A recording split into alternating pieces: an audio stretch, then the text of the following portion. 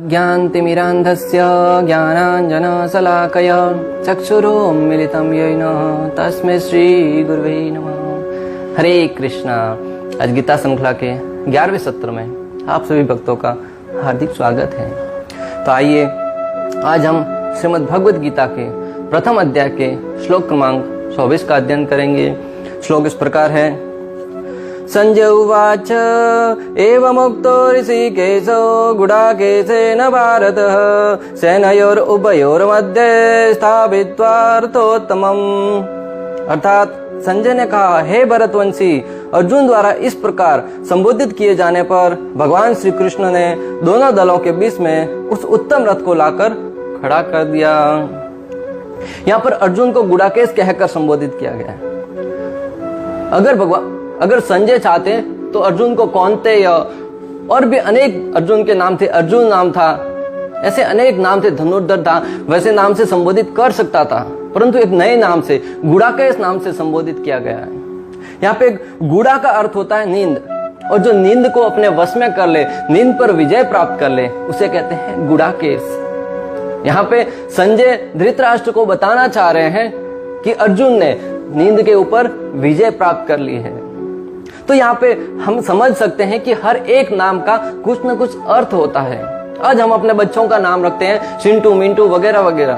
हमें इस श्लोक से सीखना चाहिए कि अपने बच्चों का नाम क्या रखें, जिससे उनको प्रेरणा मिले। गुडाकेश का अर्थ है कि नींद पर विजय प्राप्त करने वाला व्यक्ति।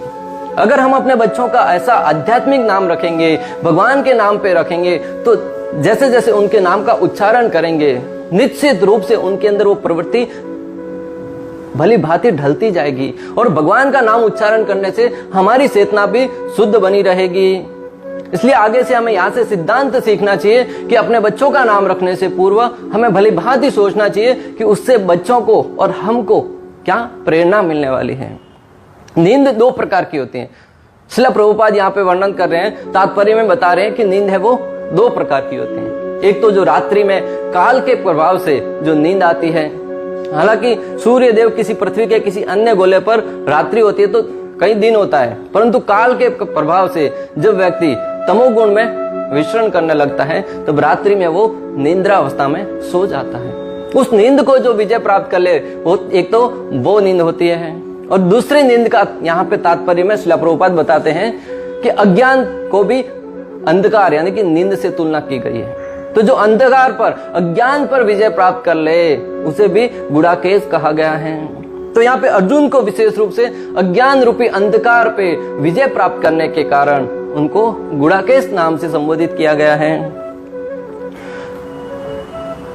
नींद का अर्थ अज्ञान भी है, और एक अज्ञान ये भी है कि मैं कौन हूं, कहां से आया हूं, इस दुनिया में दुख क्यों भोग रहा हूं, मृत्यु के पश्चात मुझे कहां जाना है। जिज्ञासा करना, जब हम जिज्ञासा नहीं करते ना, तो हमारे अंदर पशुओं की भांति जीवन निर्वाह करते हैं, पड़े रहते हैं, फिर आहार, निद्रा, भय, मैथुन, खाना पीना और सोना, इसके अलावा अन्य कोई विचार नहीं आता हमारे मन में। तो आचार्यगण बता रहे हैं कि हमारे मन में जिज्ञासा होनी चाहिए कि ब्रह्म कौन है, मैं कौन हूं, इस विषय में सब जिज्ञासा करेंगे ना, और वो जिज्ञासा कहां से फुलफिल होगी? शास्त्रों के माध्यम से, आचार्यों के माध्यम से, गुरु के माध्यम से। आज लोगों के मन में प्रश्न भी आते हैं आध्यात्मिकता से संबंधित, तो भी गूगल पे सर्च करते हैं। गूगल हमें ज्ञान तो प्रदान कर देगा, लेकिन निर्णायक नहीं बना पाएगा। कि गूगल में एक प्रश्न डालेंगे, उसके 4-5 उत्तर हमारे सामने उपस्थित होंगे, और हम भ्रमित हो जाएंगे कि कौन सा उत्तर सत्य है और कौन सा असत्य है, किस पर भरोसा किया जाए और किस पर नहीं किया जाए। तो गूगल हमें जानकारी देगा, परंतु निर्णायक नहीं बना पाएगा।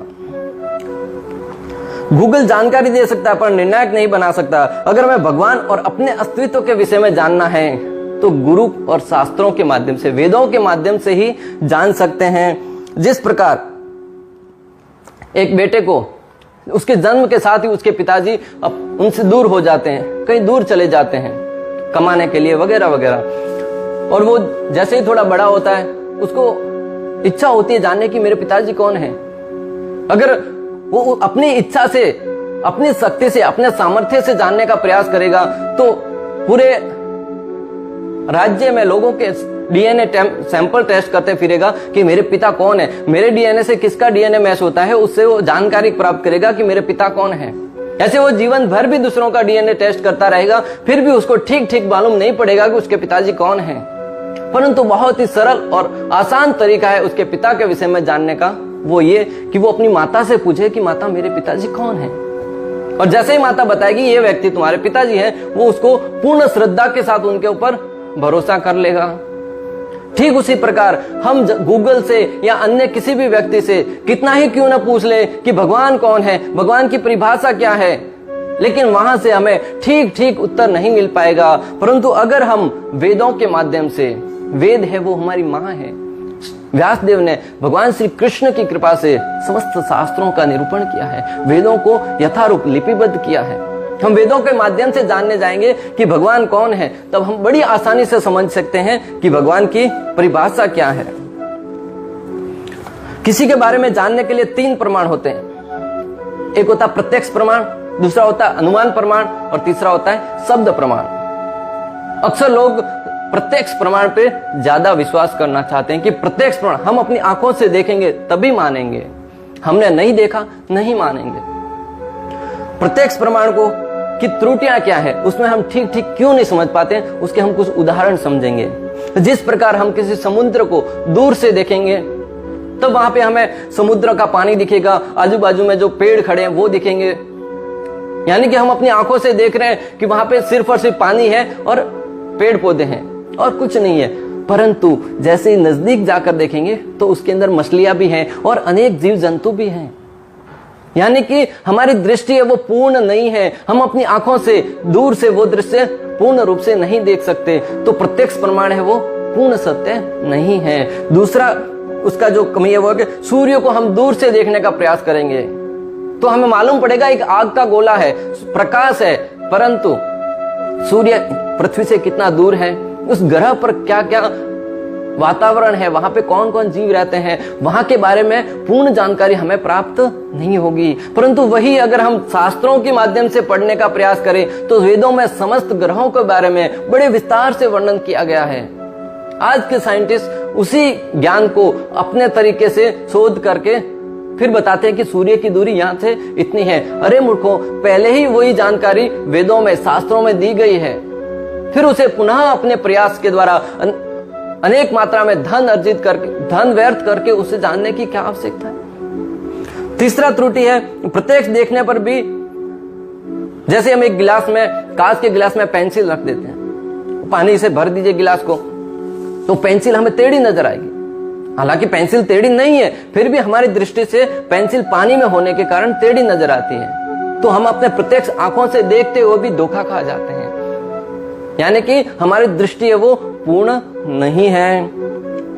अगला है प्रत्यक्ष में देखकर भी हम झूठ बोलने की प्रवृत्ति होती है। प्रत्यक्ष में हम देख लेते हैं कि सत्य क्या है, फिर भी दूसरी जगह जाकर उसी बात को अलग ढंग से उसमें मसाला मिक्स करके बोलेंगे, यानी कि झूठ बोलने की जो प्रवृत्ति है ना, वो भी हमारे प्रत्यक्ष प्रमाण को अशुद्ध बना देती है। और हमारे अंदर गलतियां करने की प्रवृत्ति है। हम भले प्रत्यक्ष रूप से अनेक प्रकार से शुद्ध ज्ञान प्राप्त कर लेंगे, परंतु गलतियां करते ही वो ज्ञान है वो अशुद्ध हो जाएगा। हम अपनी आंखों से भगवान को प्रत्यक्ष रूप में नहीं देख सकते, तो और सोचते हैं कि भगवान, और अनेक प्रकार से भगवान के बारे में धारणा करते हैं कि भगवान ऐसे होंगे, भगवान ऐसे होंगे, अपनी मनोकल्पित ढंग से। तो अब यानी कि भगवान प्रत्यक्ष आंखों से नहीं देख सकते, इसका अर्थ ये नहीं है कि भगवान है ही नहीं या भगवान का रूप कुछ और है। भगवान को प्रत्यक्ष तरीके से हम नहीं देख सकते, इसका अर्थ है कि हमारे अंदर प्रत्यक्ष दृष्टि में दोष है। जिस प्रकार जो हम चश्मा पहनते हैं, किसी को नंबर आता है तो चश्मा पहनते हैं, तो चश्मे को निकालकर हम उससे किसी को देखने का प्रयास करेंगे तो नहीं देख पाएंगे, क्योंकि चश्मा माध्यम है दृष्टि को अच्छे से देखने का, चश्मा देखता नहीं है। ठीक उसी प्रकार आत्मा से ही हम कुछ देख पाते हैं, हमारी आंखें हैं, हमारा शरीर है, वो माध्यम है उसको देखने का। तो भगवान को अगर जानना है तो आत्मा से भगवान को पुकारना होगा, और भगवान जब हम पर कृपा करेंगे ना, तब हम हमारे समक्ष दृष्टिगोचर होंगे। तो प्रथम प्रमाण है प्रत्यक्ष प्रमाण। इससे हमें जाना कि किस प्रकार प्रत्यक्ष प्रमाण है वो पूर्ण सत्य नहीं है। अगर किसी को जानना है तो प्रत्यक्ष प्रमाण से हम ठीक ठीक नहीं जान सकते, विशेष रूप से हमारे बारे में और भगवान के बारे में। दूसरा है अनुमान प्रमाण। हम किसी भी बारे में अनुमान लगाने का प्रयास करते हैं, तो अनुमान प्रमाण भी ठीक उसी प्रकार पूर्ण नहीं है, क्योंकि हमारे हृदय में जितनी सोचने की क्षमता होती है ना, उतना ही हम अनुमान लगा सकते हैं। हमने जो देखा नहीं उसके बारे में अनुमान कैसे लगाएंगे। एक दिन के बाद एक मुर्दा घर में काम करने वाला व्यक्ति जो एम्बुलेंस चलाता था, मुर्दा व्यक्तियों की जो बॉडी होती है वो एक जगह से दूसरे जगह लेके जाया करता था। उसने 10 साल 20 साल वहां पे नौकरी करी, फिर उसने सोचा कि मैं यहां से नौकरी से हटकर खुद की ड्राइविंग का चालू करता हूं। उसने एयरपोर्ट पर लोगों को पिकअप करना चालू किया। एक दिन एयरपोर्ट पे पिक करने के लिए आया एक बड़ा धनवान व्यक्ति उसके अंदर बैठा। उसने कहा कि हमें अंधेरी जाना है, अंधेरी से होते हुए आगे आप निकल जाना। तो वो बोले जितना शॉर्टकट रास्ता हो ना वहां से हमें लेके जाइएगा। उस व्यक्ति ने उसकी रास्ते में जा रहा था, मुंह पे पसीना हो रहा था, सोच रहा था कि मन ही मन उसके अंदर यही भावना चल रही थी कि मुर्दा गाड़ी, उसके मन में वही था, उसकी धारणा वही थी, अनुमान वही चला रहा था कि मैं मुर्दा गाड़ी लेके जा रहा हूं। तब सेठ ने सोचा कि इतना टाइम हो गया, अभी तक जो गंतव्य स्थान था वो आया क्यों नहीं। तो उस ड्राइवर को स्पर्श करके बोला कि भाई कहां लेके जा रहा है। जैसे ही स्पर्श किया वो एकदम से चिल्ला उठा, भयभीत हो गया और वहां पे एक्सीडेंट कर दिया उसने। और वहां पे गाड़ी रोकी। सेठ ने बोला हुआ क्या, तो वो बोलने लगा कि मुझे लगा कि मैं प्रतिदिन मुर्दा घर में गाड़ी चलाता हूं, तो मुझे लगा कि मुर्दा व्यक्ति खड़ा होकर मेरे ऊपर उसने स्पर्श कर लिया। यानी कि जो उसका अनुमान था वो अनुमान लगा रहा था। आजकल हम लोग अनेक प्रकार से भगवान के बारे में मन घड़ंत तरीके से अनुमान लगाते कि भगवान निराकार होंगे, भगवान एक रोशनी होंगे, भगवान का न तो हाथ है पांव है, भगवान का ऐसा रूप होगा, भगवान का वैसा रूप होगा। आचार्यगण कहते हैं कि हम अपने बाजू वाले रूम में व्यक्ति क्या कर रहा है उसके बारे में भी ठीक ठीक अनुमान नहीं लगा सकते कि वो क्या कर रहा होगा। तो परम पुरुषोत्तम भगवान श्री कृष्ण के बारे में अनुमान किस प्रकार लगा पाएंगे, जो कि यहां से करोड़ों मील दूर बैठे हैं गोलोक वृंदावन धाम में। इसलिए हमारा अनुमान है वो पूर्ण नहीं है। इसलिए जब हम अपने, और संत तो यहां तक कहते हैं कि हम अपने बाल, सर पे बाल है उनको तक नहीं गिन सकते, तो भगवान के बारे में अनुमान लगाना हमारा मूर्खता होगी। यहां पे हमें इस सिद्धांत द्वारा समझा कि जो प्रत्यक्ष प्रमाण था वो और अनुमान प्रमाण दोनों से हम पूर्ण जानकारी प्राप्त नहीं कर सकते। तीसरा है शब्द प्रमाण। शब्द प्रमाण यानी कि हमने सुना कि ऑस्ट्रेलिया में मैच चल रहा है और यहाँ पे हम उसका लाइव प्रसारण सुन रहे हैं कि वहां पे इतना स्कोर बना। हमने देखा नहीं है आंखों से, ऑस्ट्रेलिया हमारे से बहुत दूर है, परंतु हमने सुना और हमने मान लिया कि ये इतना स्कोर बना होगा। और दूसरे दिन जब न्यूज़पेपर में आता है तो उससे मिलाते हैं, हाँ बात तो सत्य थी। जिस प्रकार हमने पहले सुना कि माता ने अपने पिता के बारे में बच्चे को बताया, शब्द प्रमाण, शब्दों के द्वारा उसने उस पर विश्वास कर लिया और उसको न तो ज्यादा मेहनत करनी पड़ी और न ही उसको गलत रिजल्ट मिला, उसको पूर्ण सत्य मालूम पड़ा। ठीक उसी प्रकार अगर भगवान के बारे में जानना है तो हमारी माँ है वेद। वेदों को माँ की उपमा दी गई है। माता से पूछियो कि भगवान कौन है, हमारे पिता कौन है। जब वेदों से हम जानकारी अर्जित करेंगे तो हमें पूर्ण जानकारी सत्य के रूप में प्राप्त होगी कि वेदों में भगवान की क्या परिभाषा बताई गई है। तो यहाँ पे शब्द प्रमाण है वो पूर्ण सत्य है। शब्द प्रमाण के ऊपर निष्ठा रख के हमें भगवान के विषय में जानने का प्रयास करना होगा। अर्जुन ने ज्ञान गुरु परंपरा से अर्जित किया था, इसलिए उनको, और ज्ञान अर्जित करके आत्मसात किया था, इसलिए उसको गुड़ाकेश किया गया है। ज्ञान भी कहां से अर्जित कर रहे हैं, यह बहुत महत्वपूर्ण बात है। भगवान श्री कृष्ण ने ज्ञान ब्रह्मा जी को दिया, शिव जी को दिया, लक्ष्मी जी को दिया और सतुष कुमारों को दिया। ये 4 संप्रदाय बने, ब्रह्म संप्रदाय, रुद्र संप्रदाय, श्री संप्रदाय और कुमार संप्रदाय। उससे ज्ञान आगे बढ़ते हुए ब्रह्मा जी ने नारद मुनि को दिया, नारद मुनि ने आगे दिया, ऐसे ज्ञान अर्जित करते करते वेदव्यास जी के पास आया। वेदव्यास जी से आगे बढ़ते बढ़ते चैतन्य महाप्रभु से होता हुआ ब्रह्म मध्व गौड़ीय वैष्णव संप्रदाय के माध्यम से श्रील प्रभुपाद जी ने हमें ये श्रीमद् भगवद गीता का दिव्य ज्ञान प्रदान किया है। ये गुरु परंपरा के माध्यम से आने के कारण ज्ञान है वो पूर्ण शुद्ध और सत्व है और सात्विक है। इस शुद्ध ज्ञान को अर्जित करके हम भी अर्जुन की भांति उसको स्वीकार करके जब अपने जीवन में उतारने का प्रयास करेंगे ना, निश्चित रूप से हमारे जीवन में परिवर्तित होते हुए हम देख पाएंगे, दृष्टिगोचर होगा। यहां पे आचार्यगण कहते हैं कि श्रील प्रभुपाद जी को भी गुड़ाकेश कहा जा सकता है।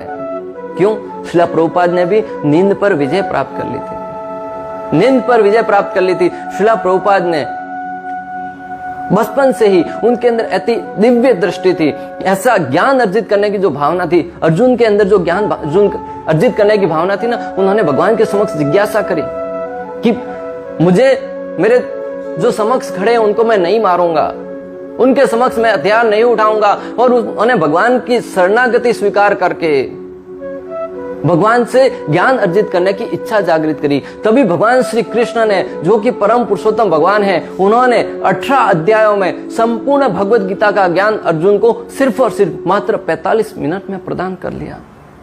और उस ज्ञान को अर्जित करके अर्जुन ने उस ज्ञान के द्वारा इस पृथ्वी पर सत्य और धर्म की स्थापना करी, अधर्मियों का नाश किया।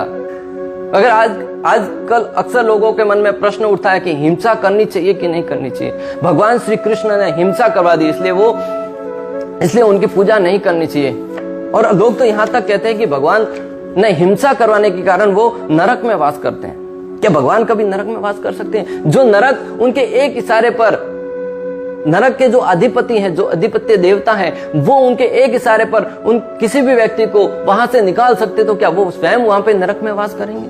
उन्होंने अपने गुरु संदीपनी मुनि के पुत्र को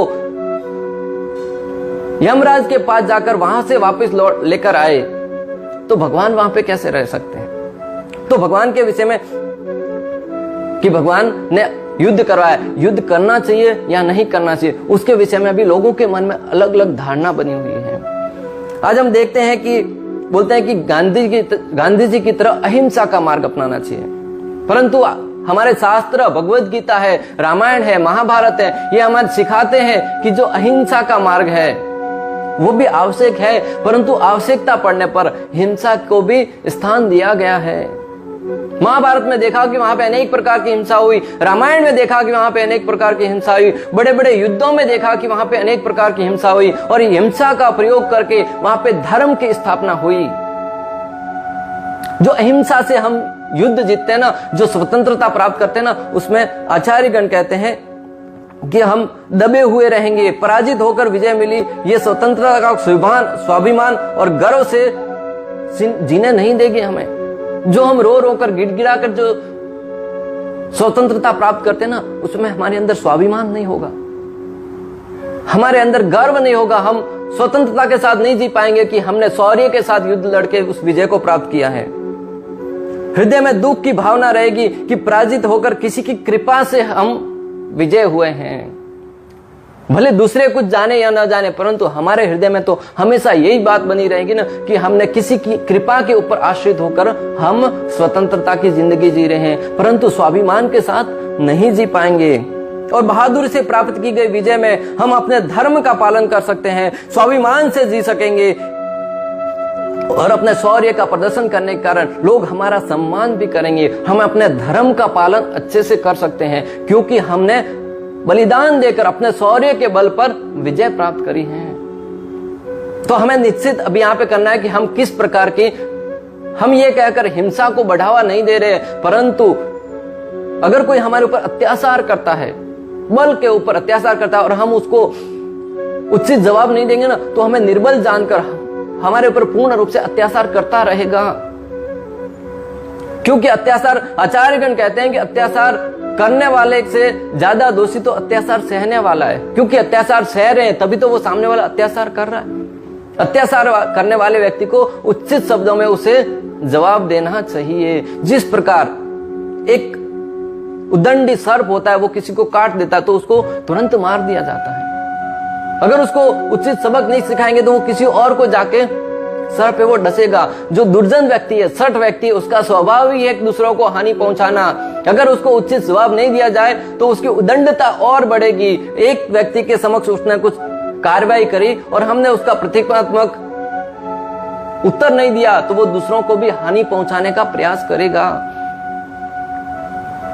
जिस प्रकार हम देखते हैं कि समाज में आज की तारीख में अनेक लोग उदंडता मचाते तो पुलिस उनको पकड़कर जेल में डालती है और वहां पे सजा देती है, तब हम यहाँ पे यूं नहीं कह सकते कि पुलिस ने हिंसा करी, पुलिस ने किसी के ऊपर अत्याचार किया।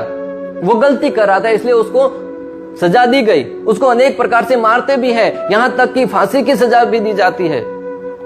परंतु क्यों? क्योंकि उसने गलती करी। तो इस समाज में भी हिंसा को स्थान दिया गया है, परंतु हिंसा की आवश्यकता पड़े तब।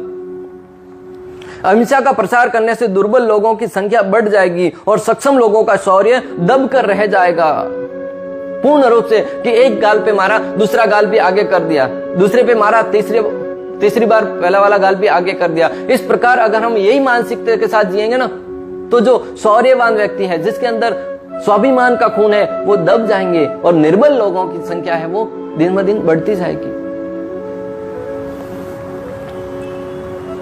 शौर्यवान सक्षम लोगों की कभी अन्याय को सहन नहीं करते। जो शौर्यवान होते हैं, जिसके अंदर साहस होता है, बहादुरी होती है, वो किसी के अत्याचार को सहन नहीं कर सकते। भीम का उदाहरण ले लीजिए, जब वो विराट देश के राजा के वहां पर 1 साल का अज्ञातवास काट रहे थे, तब वहां पर द्रौपदी के साथ वहां का जो सेनापति था, उसने उसके साथ अनेक प्रकार से दुर्व्यवहार करने का प्रयास किया गया। जो वहां पर किचक, उसका नाम था किचक, ने दुर्व्यवहार करने का प्रयास किया। द्रौपदी को अनेक प्रकार से गलत तरीके से उसके साथ व्यवहार करने का प्रयास किया। तब द्रौपदी ने जाकर युधिष्ठिर महाराज को बात बताई। युधिष्ठिर ने कहा कि अभी तो कुछ दिनों की बात है, हमें अज्ञातवास काटना है, इसलिए उसको किसी प्रकार सहन कर लीजिए, उसको जाने दीजिए। द्रौपदी को अपने सम्मान के ऊपर ठेस पहुंची, तो उसने सोचा कि किसी प्रकार तो अगर भीम को बात ये बताई जाए ना, तभी वहां पे कुछ न कुछ समाधान हो सकता है। द्रौपदी ने जाकर भीम को बात बताई। भीम ने कहा कि तुम उसको नृत्यशाला में बुलाइए। दूसरे दिन किचक को द्रौपदी ने नृत्यशाला में बुलाया कि ठीक है, हम राजी हो गए हैं। किचक बड़ा प्रसन्न हुआ, वहां पे पहुंचा। भीम द्रौपदी का वस्त्र पहनकर वहां पे उपस्थित था पहले से।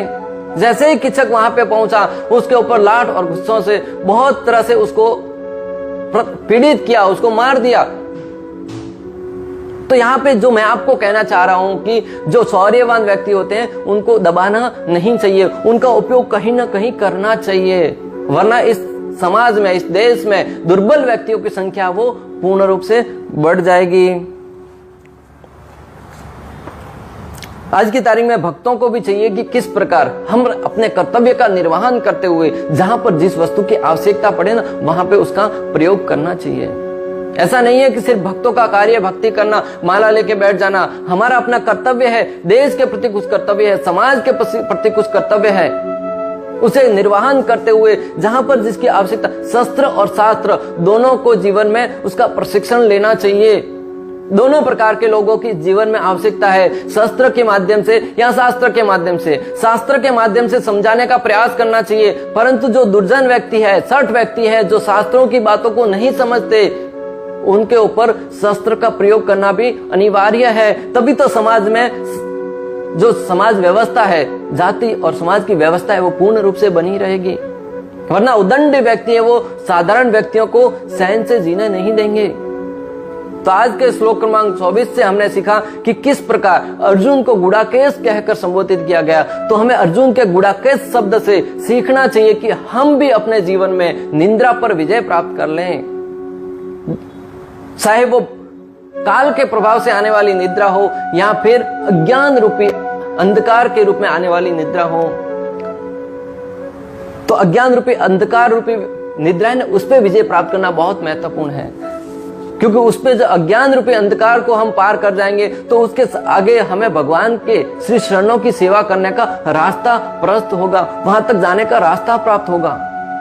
अर्जुन के गुड़ाकेश शब्द से आचार्यों ने जो दृष्टिकोण प्रदान किया, उसी दृष्टिकोण से हमें समझकर, अगर ऐसे देखा जाए तो सिर्फ एक गुड़ाकेश शब्द है, उसको इतना कहकर हम समझ सकते थे कि अर्जुन ने उसने नींद पर विजय प्राप्त कर ली थी। संजय यहाँ पे ये कहना चाह रहे हैं, परंतु आचार्यों की दृष्टि से जब देखते ना, तो गुड़ाकेश शब्द को अनेक बहुत ही लंबी व्याख्या कर सकते हैं। तो इस प्रकार आज हमारे श्लोक क्रमांक 24 का भक्ति वेदांत तात्पर्य पूर्ण हुआ।